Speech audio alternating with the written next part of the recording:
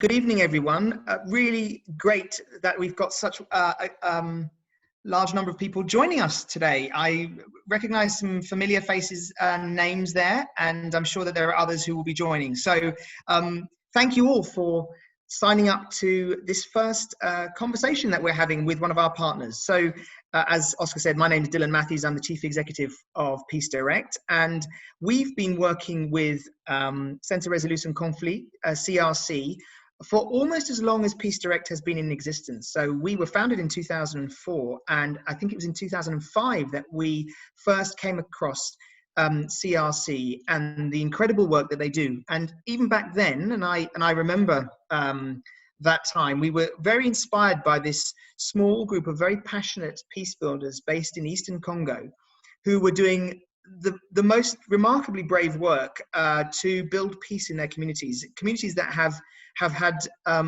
been really ravaged by conflicts for many years and have been torn apart by violence and instability. And yet CRC and the team have not fled. They've maintained their work. They've continued despite some very difficult situations over those years.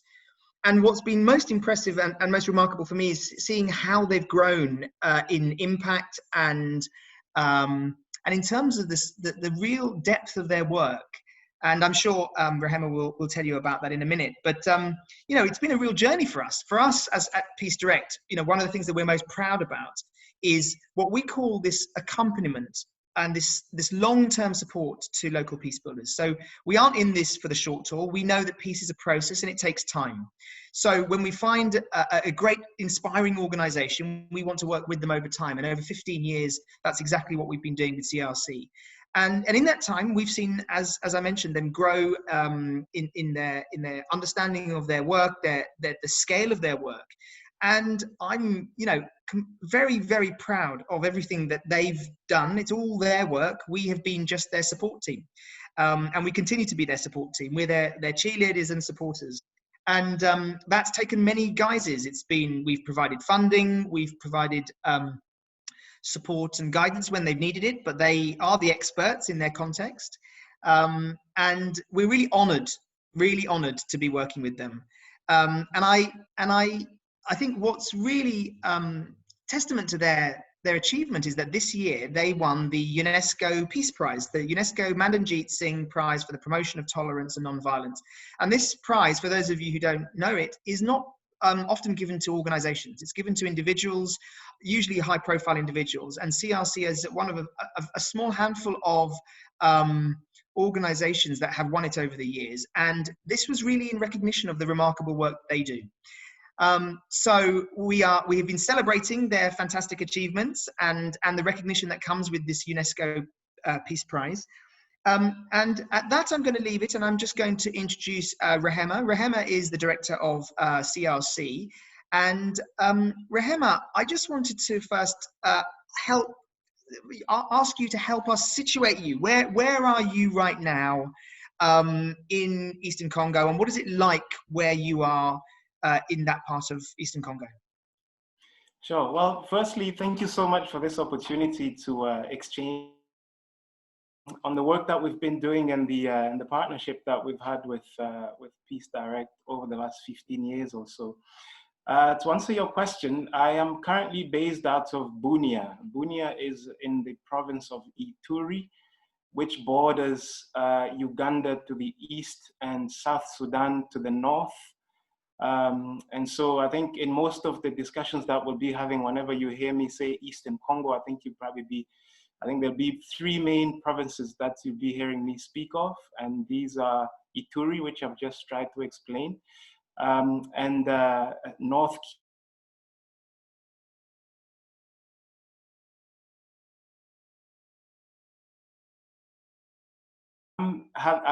there may be some technical difficulties in terms of internet connection here and then. So you just have to bear with me from that perspective. So in short, I am in the Democratic Republic of Congo in the province of Ituri, which is in the northeastern part of the Democratic Republic of Congo. Rehema, thank you for that. And there are a few internet connectivity issues, but that's likely to happen. So we'll all bear with you, and I think we caught most of what you said. And tell us, in Ituri, what are the main challenges that are facing communities there? I mean, I've been fortunate enough to visit Ituri. Most people won't be aware of what the situation is in terms of the conflict there. Could you just give us a sort of snapshot as to what are the challenges to peace in Ituri right now? So right now, I think the biggest challenge to peace, or the biggest challenges to peace, revolve around the multiplicity of armed groups. I think there are quite a number of armed groups that have mushroomed up in the last few years, especially in the last 3 years or so, as a result of conflicts, which have unresolved conflicts between communities and ethnic groups in the province, which have led to for a lack of better term, militarization of grievances. Basically, people taking up arms to force the government to listen to their needs, and so that's one of the biggest issues that we're facing in Ituri at the moment, and that is mainly as a result of the weakness of state authority. We don't really. There are certain parts of the province which are not really accessible. Let me put it another way: the government is almost non-existent, which means people tend to take the law into their own hands, and that obviously leads to quite a lot of insecurity, a lot of recruitment of child soldiers within armed groups, a lot of livelihoods being wasted, and a lot of killings and displacement of people from their homes. Some villages have been completely burned to the ground. Cities such as Bunia, for example, completely filled with a lot of displaced people on the outskirts of the city and within the city as well. I think in a nutshell, that in Ituri, I think that would be some of the main issues that we're facing at the moment. And of course, I think the biggest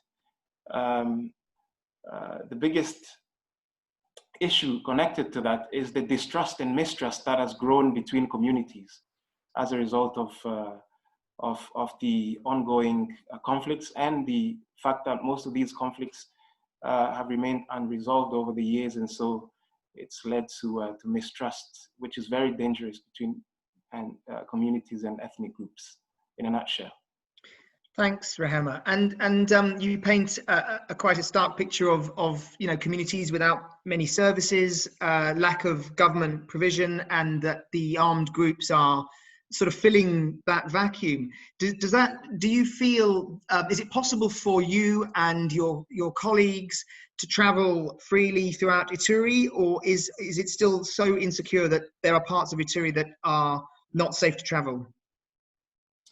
So there are parts of Ituri that are not safe to travel, but we still travel because it's dangerous work. Some of the stuff that we do is quite dangerous, and at the moment, for example, there's a team in Jugu, which is a territory within Ituri, working on a democratic dialogue project, essentially looking to to work with communities and gathering communities in consultations to try to better understand exactly why they think there's instability, why they think there's a reduction in trust between them and the neighboring communities, and traveling to that part of the province is very dangerous, and there have been cases of even humanitarian organizations, entering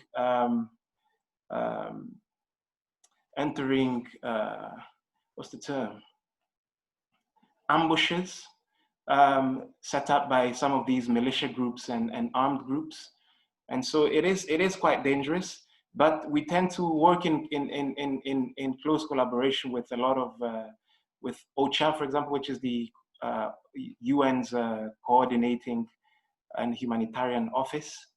And so whenever we are looking to travel into some of these unsafe areas, we tend to sort of liaise with them and figure out whether they have any intel that can assist us, so that we're not sort of voluntarily walking into the lion's den, so to say.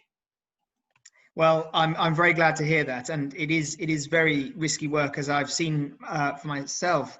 Rehema, tell me, how has CRC responded to some of these risks? I mean, you talk about communities being divided, you talk about the mistrust, you talk about the violence and the armed groups, and you've also mentioned the recruitment of child soldiers, all of which I think are things that, you know, are just on their own are huge challenges for any you know, organization to try and tackle. So can you give us a flavor of what CRC has been doing in some of these areas? Yeah, absolutely. I think one of the biggest things that we recognized quite earlier on, and in fact, one of the reasons why the organization started, was because we recognized and realized that the notion, or even conflict itself, was something that was not really understood. And its you know, impact on people was not very well understood by people themselves, and in fact it still remains the case. I'm always baffled by the fact that, you know, conflict is such an inevitable thing, everyone in everyone's life, including in our own families, but we're never taught about it in school, or you know, in other places where we could be taught or trained. And so the initial approaches we took was to essentially just help people understand what is conflict. And so to this day, we still train people on conflict, on understanding conflict, on the various approaches and strategies that people can take to resolve conflict in a non-violent way. And understanding that conflict is not necessarily just negative, there are positive aspects to conflict as well. And so the importance of embracing the positive aspect of conflict as well. And so that's something that we continue to train community members and beneficiaries and those with whom we work in both Ituri and North Kivu. And I think that's an important aspect as well, the fact that we also work in the province of North Kivu. And in terms of the recruitment of child soldiers, I think that's one of the worst aspects of the conflict in Congo, actually, over the years. Unfortunately, the country has a very large percentage or portion of the population which is, you know, full of young people. Due to the weakness of the state, it's led to quite a lot of them, you know, either, you know, falling victim to armed groups that are recruiting, or in most cases they also end up losing their families as a result of the violent conflict, making them even more vulnerable, and especially you know, children under the age of 15, who are ever more vulnerable to being recruited, in most cases because of the fact that, you know, they've lost their parents, and, you know, armed groups offer them something that society as a whole is not, you know, in a position to offer, and so it becomes quite a challenge to you know, for these children to not be recruited. And so I think that's one of the things. So in terms of what we do, actually, we have over the years helped with reintegrating, saving the children from the armed groups and militia groups, working closely with other stakeholders in the area to you know, to identify armed groups that are willing to release the children from the groups, and then working on the process of reintegrating them into society through, you know, the provision of professional training for some of them that are not, you know, that are over the age of attending school, And that has been quite an impactful work for us. So I think in the last 5 to 6 years or so, we've helped to reintegrate just over 1,000 children into society by either reinserting them into schools or providing them professional training or vocational training, such as carpentry, as well as sewing, among others. And there has been amazing stories of children, coming from these militia groups as a result of negotiations from CRC staff, and coming back into society through training, and then, eventually going and setting up their own lives wherever they want to. And that's one of the most fulfilling parts of this work that we do here.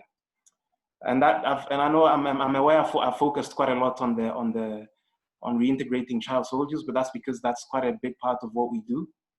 Perhaps before we move on, I can give an example also of the impact of the displacement of people as well.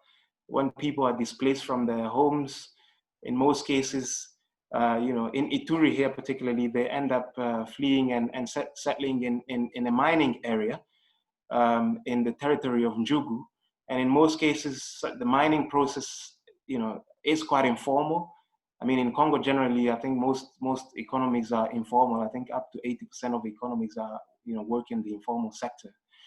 And unfortunately, a mineral such as gold over the years has been used, to fuel the ongoing violent conflict.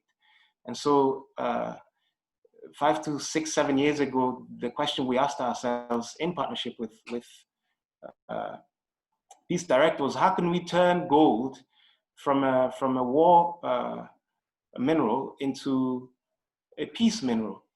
And so over the last 3 or 4 years, we've been working with 2 war-affected communities in supporting cooperatives that produce gold and work to help them, and have helped them over the years to produce gold in an ethical and environmentally friendly way. In most cases, as a way to help consolidate peace and also help them generate sustainable income. And most of these members of the cooperatives are actually ex-combatants as well. So these are people who have previously been a part of militia groups and armed groups, and have sort of reintegrated society. And so the process of working with them in helping them to create a cooperative and work with people who have not necessarily ever been part of an armed group, and so that in itself has helped to create social cohesion and has helped with peaceful cohabitation. So that's in a nutshell 2 of the projects that we've been working on over the years. Thank you, Rehema. Having visited Ituri and seen the work firsthand, I have to say it is quite remarkable seeing how CRC have been training these ex-combatants, these former combatants, to produce ethical, environmentally friendly gold, and really try and turn ex-combatants into peace promoters, which I thought was, an incredible piece of work and so difficult, and is a role model, I think, for other gold mining communities across Eastern Congo. I guess a question that I'm sure other people will have as well is, you talk about the work with child soldiers. It's how easy is it to reintegrate a child back into their community? I mean, we are talking about children who may have fled or been abducted, and then may have experienced or participated in some unspeakable acts of violence. And so to reintegrate them must be a long process, I imagine. And how do you ensure that the community can take them back? And what is needed? What do these children need? And how does CRC provide that? You talked about the training in terms of vocational training, but are there any other things that CRC provides to support these children?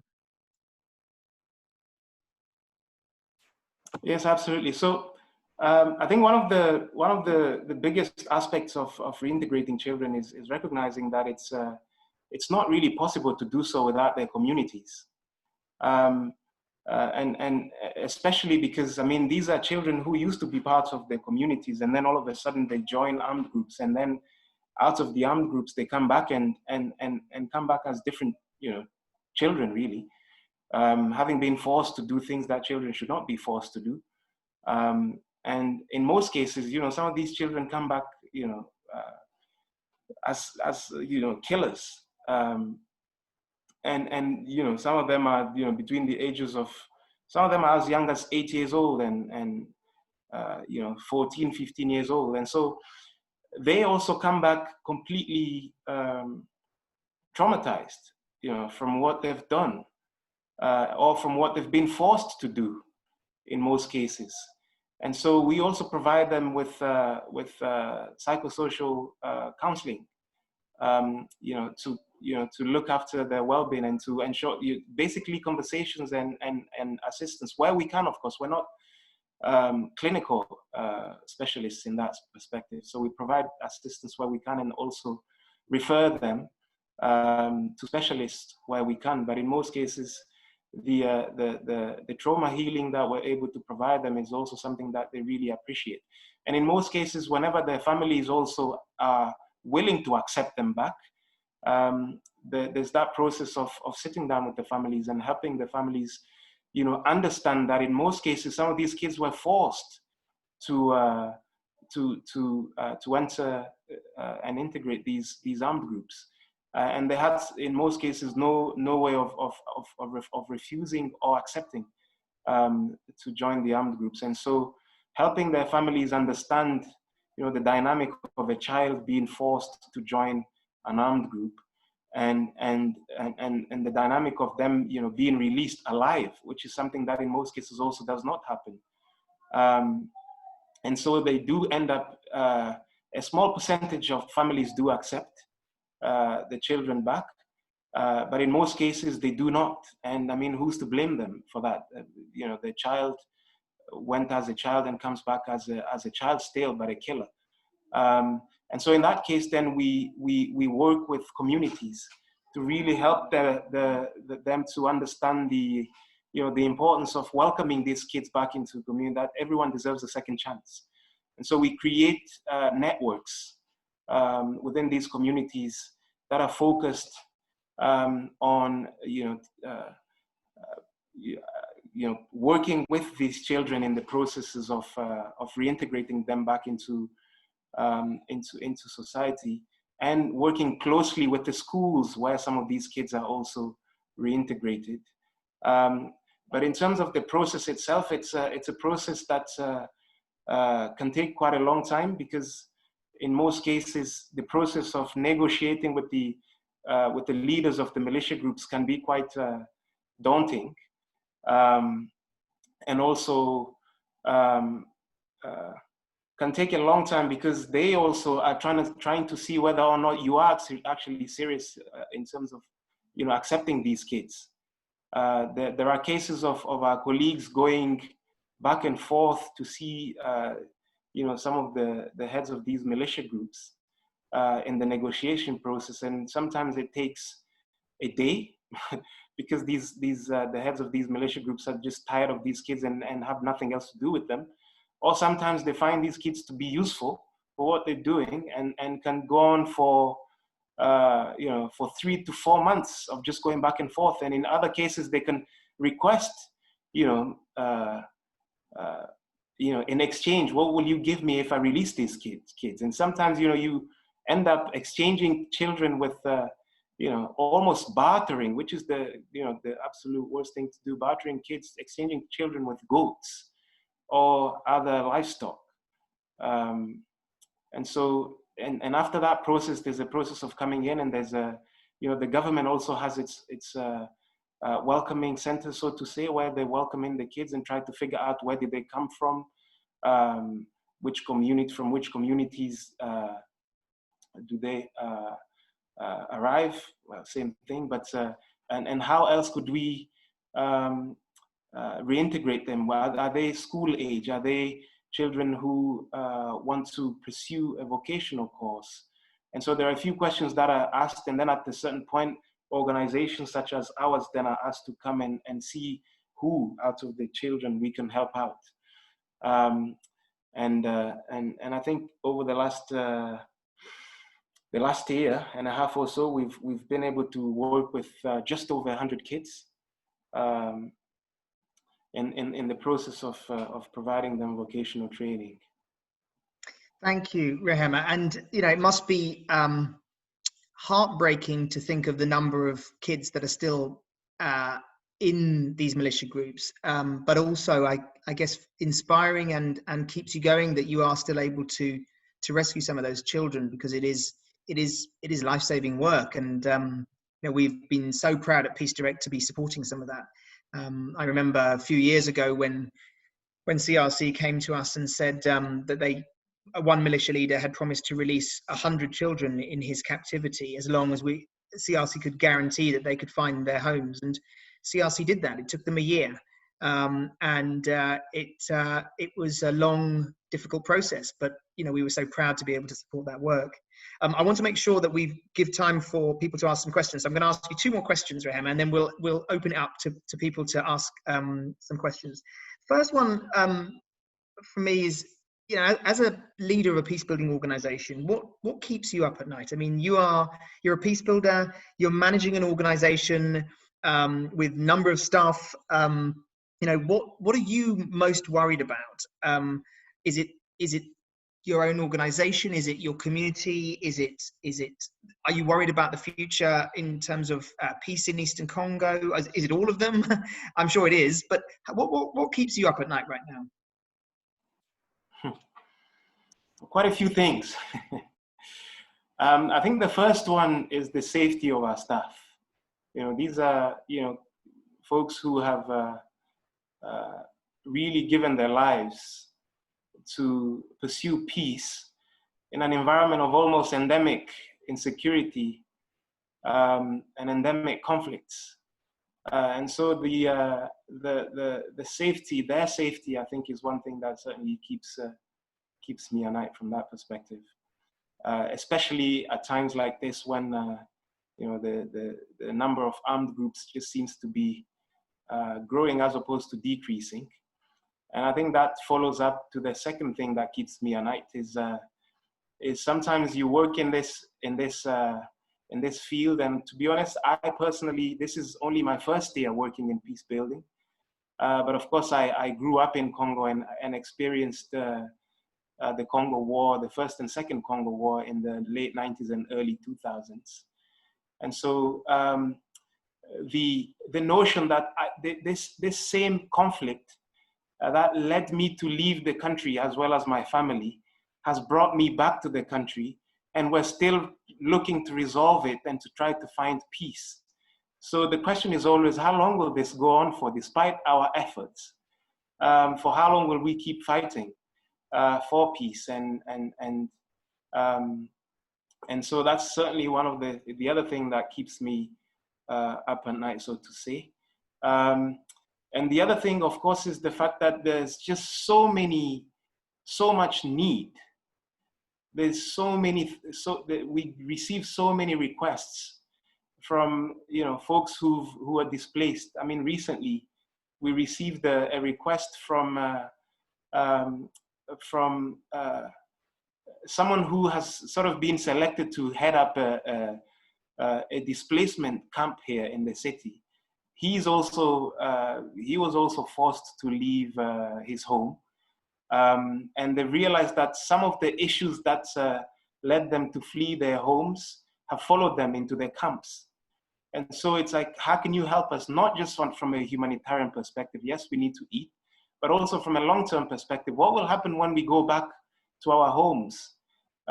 Will we find the same issues still in place? So we need you to help us in better understanding ways of becoming more resilient when we go back home.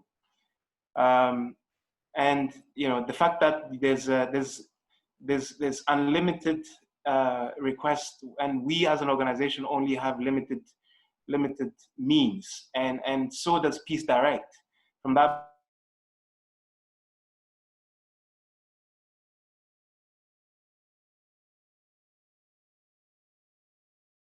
we can't always come back to Peace Direct and request. I'm not sure whether you can still hear me. Can you still hear me? Okay, brilliant. Yeah, there's I think a bit of instability there, but and so this you know, the large number of requests for our work, and knowing that we can't always respond to all of them. And I think that's definitely one aspect. And also the other, and the last one, is the fact that we are a non-profit. And the fact that, you know, the sustainability of our organization, given our need, the need of this organization being around from a financial perspective, is definitely one of the concerns. And we've had a few exchanges on that with, you know, with you, Dylan, in terms of how can we make sure that we become more sustainable in the long term. So I think those are, in a nutshell, or to summarize, I think those are some of the few things that keep me up at night. Thank you, Rehema. It's a lot to keep anyone up at night. I'm sure that I hope you do get some sleep. Exercising helps a lot. Yeah, I imagine it is hard. It is very, very hard managing all those different pressures on you. So I'm going to finish off with one question, and then we're going to open it up. There's lots of great questions in the chat box as well, so we want to give time for that. What are you most hopeful about then? I mean, you've talked about, you know, the violence in Ituri. You've talked about the distrust, the lack of government services. I mean, just basic services for people. You talked about the displaced populations. It feels, from, I guess, many people's perspectives, quite overwhelming. And it's difficult to remain hopeful, or some people would find it difficult to remain hopeful. And I think one of the things that I've been most inspired about when I've been at Peace Direct is just really seeing how hopeful our peace builders are, our partners are, that they are not just resilient and determined, but they keep their hope alive in the most difficult circumstances. So tell me, what are you most hopeful about when you look to the future? Is there anything that you feel positive about in terms of your work or the communities that you work with, and the future, I guess, for, you know, the communities in Eastern Congo? I think the fact that Congolese people remain so hopeful makes me hopeful. Regardless of the fact that, you know, this is a country that has suffered a lot over the years. And I mean, our discussion here has just sort of, you know, scratched the surface in terms of, you know, what goes on in the country from a political perspective. And, you know, the fact that even at the moment, there's a political stalemate between the ruling coalition that, you know, is also a threat to peace. There are economic aspects and social aspects in terms of the number of young people who, you know, the number of children in and around the city here actually just roaming around. There's so many issues, and you know, Congo is a very complex and complicated country from that perspective. But regardless of that, and regardless of the fact that people have just endured so much suffering and conflict, people remain hopeful. And that's one thing that keeps us going, really, the fact that, you know, regardless of the pain and the suffering and you know, the losses of lives and the psychological impact on people. And I always say that everyone in Congo is traumatized, including us as peace builders. We're all traumatized. And so regardless of that, people are still very resilient. People are very strong in the way they deal with things. People are very forgiving, which are, you know, qualities and characteristics that you do need in this environment. So I think that is the one thing that really keeps me hopeful. And the fact that, you know, the issues of Congo are no longer as closed off as they used to be. More and more people are beginning to understand Congo and its issues. And the fact that what happens in Congo, you know, it has a direct impact to what's happening elsewhere, you know, especially in and around the minerals that are exploited here and end up, you know, on the international supply supply chain, and which end up, being used in some of these amazing technologies that we have. And so the interconnectedness of what's happening here to the rest of the world, and the fact that around the world people are beginning to catch up, that we do need to rally and work to help bring about peace in Congo. And of course, it's something that does need to be driven by Congolese and by Congolese people and the Congolese government, which needs to strengthen its apparatus in and around the country. But generally, the fact that this is something that we Congolese people, as much as we have tried over the years, have not been able to resolve on our own, and the fact that the world is beginning to catch up, and organizations such as Peace Direct, recognizing that there are so many peace builders in and around the country, and looking for ways to support these peace builders in the work they do with the communities where they're based, from a bottom-up perspective, is something that really keeps me hopeful. But of course, I also recognize that there's a top-down perspective that also has a big impact on this country. That also needs to be considered.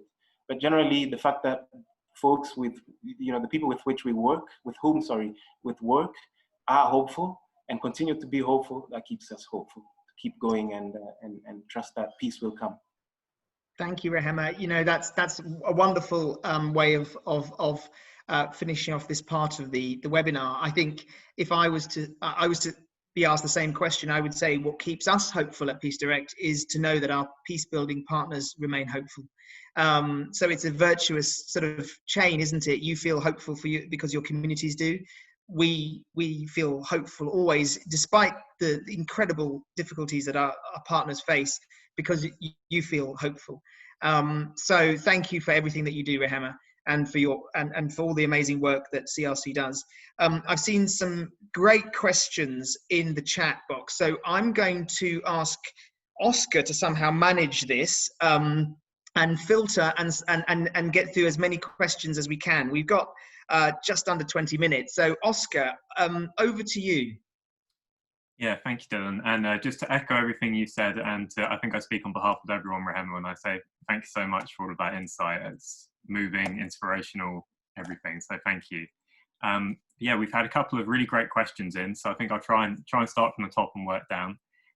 So just to speak to what you were just saying, Rehema, we've had a couple of questions in just about the more sort of the role of big business in DRC. So the first question comes from Shan, who was wondering whether you could comment on the role of international companies in Eastern Congo. Do they contribute to conflict there at all, in your opinion? And in a separate but related question from Pete, who is wondering, is the demand for smartphone materials and that sort of thing still driving conflict in Congo, or is that no longer an issue? Thanks, Oscar. I think those two questions are very much linked. With regards to the first question, Congo as a whole is a country that is immensely rich in natural resources, immensely rich. I think the last thing I read in terms of the value of the natural resources of this country, I think it goes up, close to $30 trillion in terms of the value of the natural resources in this country. And that's bigger than the combined GDP of both Europe and North America. So that gives you an idea of the wealth that this country holds. Now, unfortunately, the country also has been unstable for years, and the instability has created the vacuum for armed groups to sort of mushroom in areas where the government is not strong enough. And because the country, I guess to give a quick idea, most of the part of the northeastern part where we live, minerals include gold, there's coltan, there's oil as well as tin and various other minerals. And this just happens to be, one of the most unstable parts of the country. And if you go slightly further to the southeast of the country, there's the Copper Belt, where there's also a large reserve of cobalt. And so there's a lot of interest in this country from multinational corporations coming from various countries. In terms of gold, and just north of Ituri here in the province of Bazwele and Otwele, there are Canadian multinational companies working in those areas who have, are legally in the country from that perspective, but the exploitation of gold, there's question marks that have been raised over the exploitation of gold or the production of gold that's been happening in those areas. So I think the UN in the last few years have found evidence linking the exploitation of natural resources in this country with multinational companies. Unfortunately, I don't have any reference right now to be able to point people in the right direction from that perspective, but there's definitely evidence that has popped up over the years of the involvement of multinational companies indirectly being working in connivance with with some of the armed groups. And in fact, and in a way, that's one of the reasons, the conflict has sort of protracted over the years, because, money is coming in for to sort of keep the armed groups going from that perspective. Oscar, can you remind me the second part of the question? Or I don't know whether I've answered it. Yeah, certainly. So the second part was just about whether the demand for smartphone materials specifically is still driving both international interest in the Congo and the conflict there. But I think you've touched upon that. So I think. Yeah, okay. I guess I can quickly add something on that very quickly. I think with smartphones and laptops and other electronic goods, one of the main minerals used for to manufacture them is coltan. And coltan, arguably, I think, depending on which articles you read, between 40 to 60% of the world reserve is in Congo. And so, that in itself gives you a little bit of an answer in terms of the demand that does exist. Every other month or every 6 months or so, there's a new model of an iPhone or of a Samsung or laptops that are coming out. And with most of the coltan being in Congo, there's a big question around the transparency within the supply chain of some of these multinational companies. And there have been attempts, such as the Dodd-Frank Act by the United States government, to try to trace where some of the minerals used by multinational companies are coming from, but they've never been properly implemented to really, show that they're not necessarily coming from Congo. So it's difficult to trace them directly to Congo because of how secretive the whole thing is.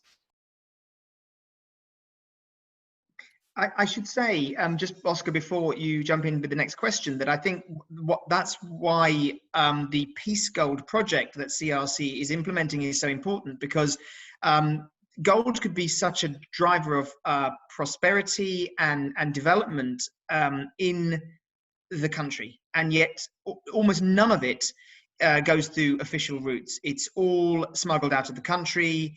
Some of it is in the control of militia groups, and it becomes a hugely destabilizing factor for most communities. So supporting the small scale artisanal mines to become ethical, environmentally friendly, reduce any use of mercury, which they've done, remove all child labor, and export it as an ethical product, can support peace and development in those communities.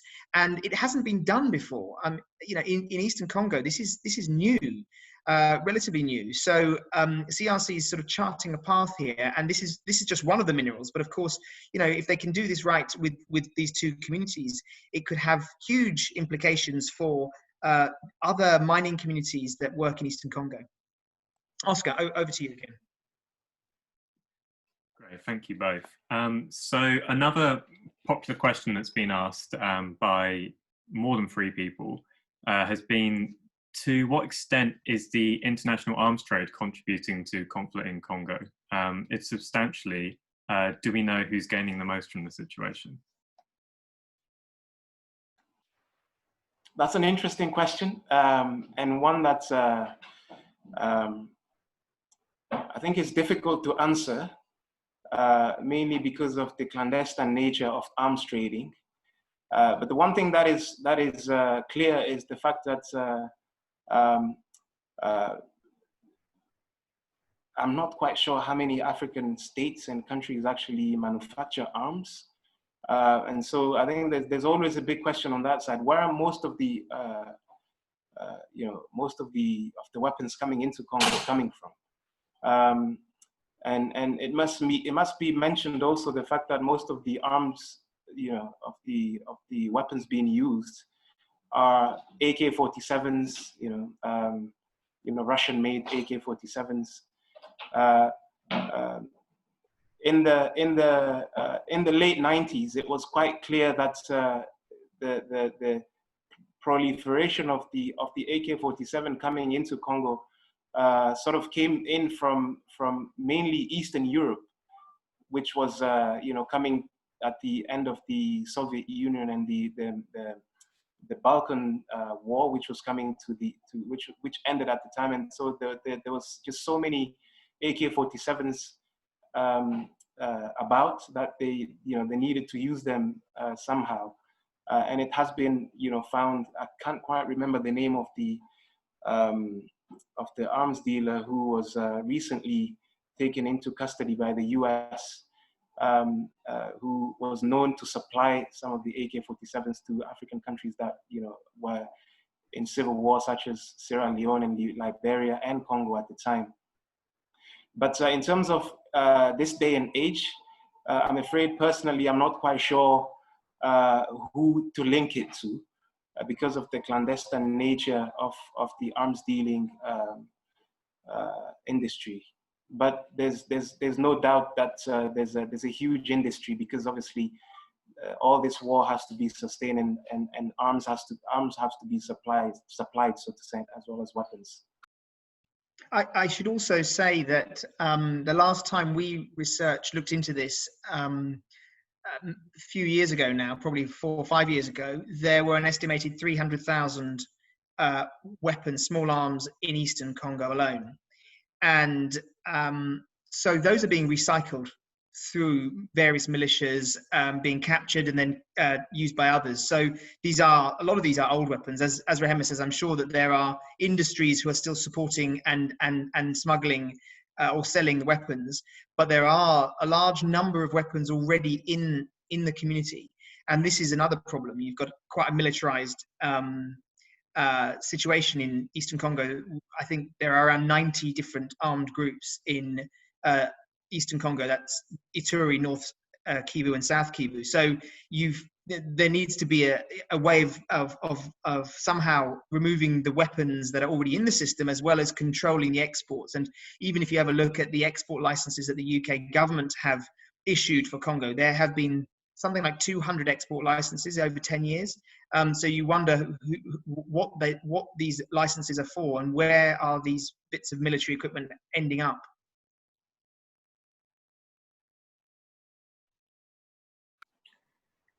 Great. Okay, so moving on, I will roll 2 questions into one for you. So we've got a question about how has the coronavirus pandemic impacted your work? And also, what role do women have in CRC's work? Thanks. So for the first question, how has COVID-19 impacted our work? Thankfully, not as much as we anticipated. Just before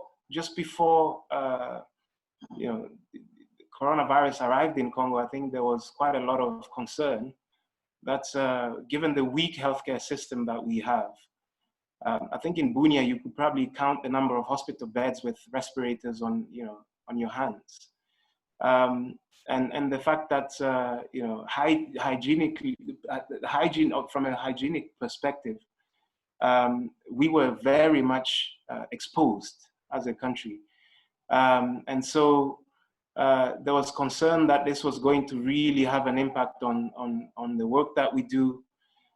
Great to see Bill and Scott, by the way. But also there are quite a lot of people, basically preaching doom, really, in the sense that this was going to be really really bad here in the country. And so also mainly because the country, especially Ituri and North Kivu, literally was declared Ebola free just in the month of June as well. So coronavirus arrived and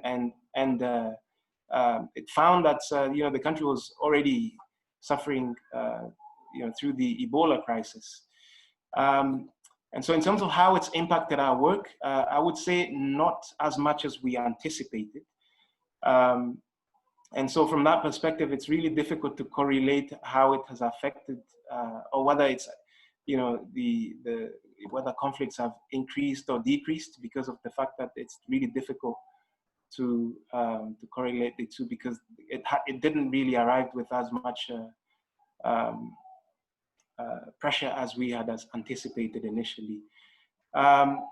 In terms of the second part of the question, and also let me just say that thankfully it didn't arrive with as much pressure as it did, because it would have been a disaster. In terms of the second part of the question, in terms of how women, how much, what role women play in the work that we do, women play a very big part of the work that we do, mainly around the psychological well-being as part of the work, so the counseling aspect. We work with quite in the project that Dylan mentioned, the Peace Goal project, which is basically CRC working with war-affected communities and assisting them in helping to produce gold in an ethical manner, in an environmentally friendly manner. Quite a lot of this community is made up of women, and of course the role of men and women in our society here is not the same as it is in the UK or elsewhere. So, for example, sitting down with a woman to try to talk through the issues that they've gone through or they've experienced over the years, from a de-traumatization perspective, or from a counseling perspective. Even with children, most people tend to feel more comfortable to open up to women. And so within the organization, most of our counselors are women, and they play a very big role in assisting the communities within which we work, in really helping to understand, the importance of their well-being and of taking care of themselves in this in an environment and in a context of violent conflict. Aside from that, there are also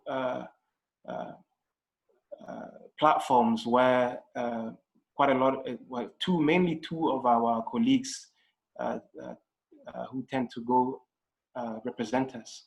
The Protection platform, which is a platform set in place by all humanitarian as well as peace-building organizations within the city and the province. And protection is mainly around, we work as well. And so most of the work that we do in that particular area is sort of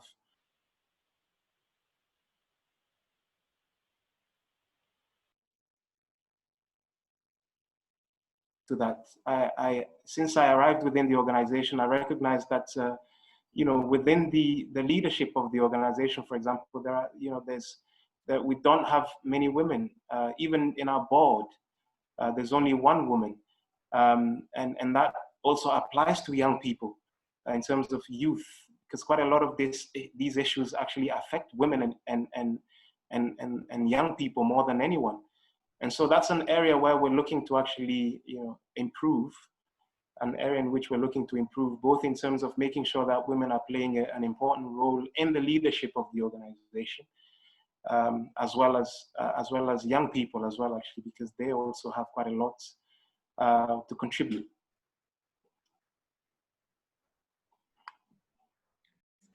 Great, thanks so much, Rehema. I think we've got just about time for 2 more questions, so I'll try and roll some more into one.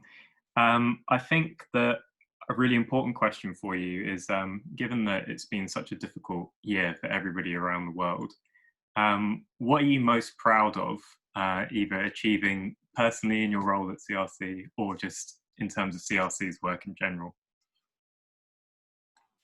Is that your question, Oscar, or someone?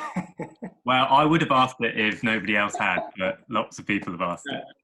I think Dylan mentioned that earlier, that that UNESCO recognized the work that we do, that we've been doing over the years.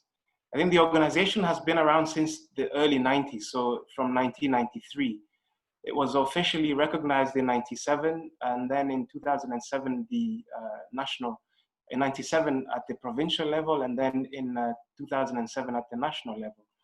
And there's plenty of people who have contributed in the work that the organization has done over the years.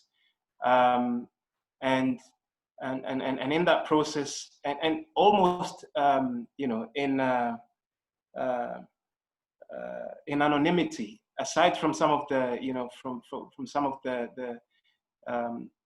the impact reports that, for example, Peace Direct sends out, I don't think there's any other, and that's something that since I arrived at the organization, we're looking to improve on.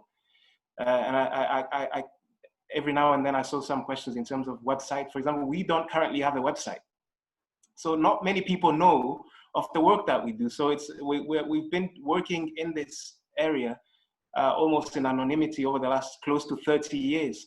And so the fact that UNESCO was able to recognize some of the work that we've been doing, and to highlight that at an international stage, that's something that I'm really proud of. Not necessarily for the colleagues with whom we're currently working, but also with those who have contributed to the work the organization has been doing over the years since it started. Some of them are still alive, some of them are not. But that's something that really made me proud and made us as an organization proud. Personally, I think coming back to Congo was bound to be a huge challenge for me. I was born here, spent most of my formative years here, and moved out of the country, was forced to move out of the country, so to say. And so coming back here and spending the last year that I've been working with the organization and contributing is some of the most fulfilling work I've done in my life. Working with communities that need peace the most, and also the fact that I'm contributing to bringing peace to an area that I grew up in, knowing that in the next few years, in the next 5 to 10 years, hopefully, I can personally look back and think, you know what, in my own little way, or in our own little way as an organization, we contributed to bringing about peace in the northeast of the Democratic Republic of Congo. And that's something that also, I think, if I could go back to the question that was asked earlier in terms of what I'm hopeful about, I think that's something that I'm really looking forward to. That, in the next 5 to 10 years, looking back and thinking, you know what, I contributed, and as an organization, we contributed. And so I'm anticipating to be proud of myself and of our organization in the next 5 to 10 years from that perspective. Fantastic. And I think on that note of hope, it's the only way to end this conversation with a final question, which is, what do you think is the best hope for peace in Congo in the future? Young people. I think the country has a very large portion of its population which is made up of young people. The last stat that I read was around 75% of the population in Congo being under the age of 35. And of course, these are young people who have mostly been impacted by the instability throughout the country. But these are also very dynamic young people who recognize that, you know, in this connected world within which we live, where, you know, social medias enable them to be connected with people all over the place, they see the way that their counterparts in other parts of the world are living. They see that there's another way, you know, apart from, you know, violent conflict and war, you know, all the time. And so the efforts we're seeing in youth associations, the efforts we're seeing in women's associations,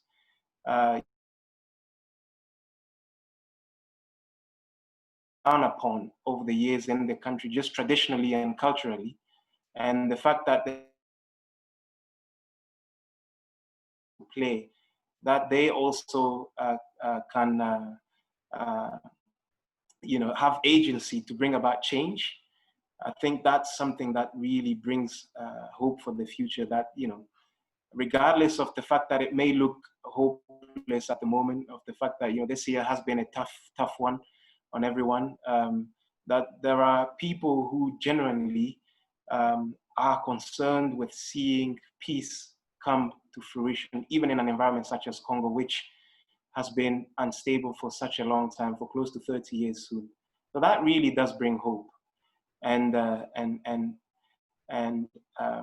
hopeful that, you know, hopefully we can have this conversation in 5 to 10 years.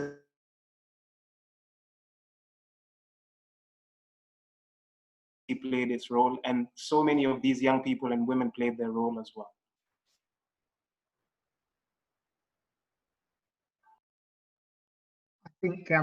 I think that's a wonderful way of rounding off this evening webinar.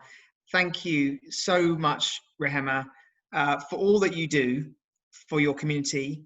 Thank you all who have participated in this webinar. I think it's great to be able to connect supporters of Peace Direct with our most wonderful partners, and CRC have done such fantastic work. So, you know, this inspires me every time I talk to partners, and I have the privilege of doing this quite often. So I'm really glad that we've able to be a connector here, to connect our, you know, our local partner with some of our supporters and also others who care about peace. I think everyone on this call cares about peace and wants to build peace in their communities, and I hope takes inspiration from you, Rehema, and the work that you and your team are doing. So yeah, on behalf of Peace Direct, thank you so much, Rehema, for participating. Thank you to those who have joined, and on behalf of my cat, thank you for persevering with the few technical glitches that we've had. Oscar, is there anything else that you wanted to say before we close?